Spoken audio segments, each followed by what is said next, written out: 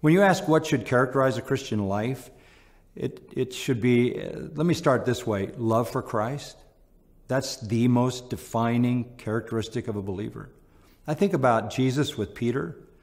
After Peter had denied him 3 times and he was told to go to Galilee and wait for the Lord, and he's up there and the Lord hasn't shown up, so he decides to go back to his fishing career, and then the Lord shows up. You remember the story in John 21?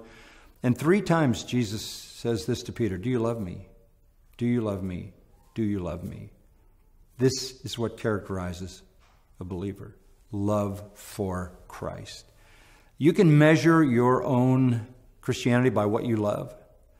John looks at it from the other side, the negative side. Love not the world, neither the things that are in the world. If any man loves the world, the love of the Father is not in him.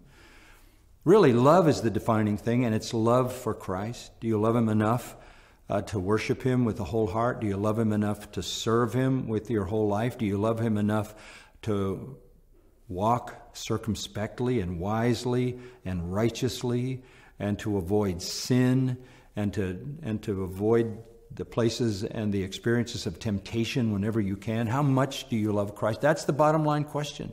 All of our spiritual lives are a reflection of the level of our devotion to Christ. So when we talk about what it means to live a Christian life, we're talking about an increased love for Christ.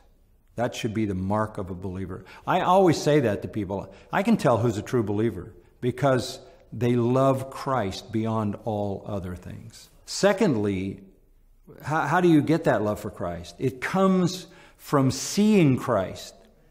Now, I've spent 25 years of my preaching ministry going through Matthew, Mark, Luke, and John. That's Jesus every week. 25 years of that. Another 25 years writing commentaries on those same books. And then preaching through Hebrews. And then preaching through the book of Revelation, which is the glory of Christ. And that's how you grow to love Christ. You don't love him in a vacuum. You don't love him in ignorance. You don't love him sentimentally. You love him because you're just caught up in the wonder of his person. That's why there are 4 Gospels in the New Testament and not just one, so that we can come at the person of Jesus Christ through those 4 different perspectives, as if light were shining on a multifaceted diamond. So we have that love growing and developing as long as we're focusing on his glory in Scripture. And I think, too, it's important to know, if you see Christ in all his glory in the New Testament and you know what he looks like, you can then go to the Old and find him when he's there as well. And your life pursuit is just to know the glory of Christ. And then to love him more becomes the response.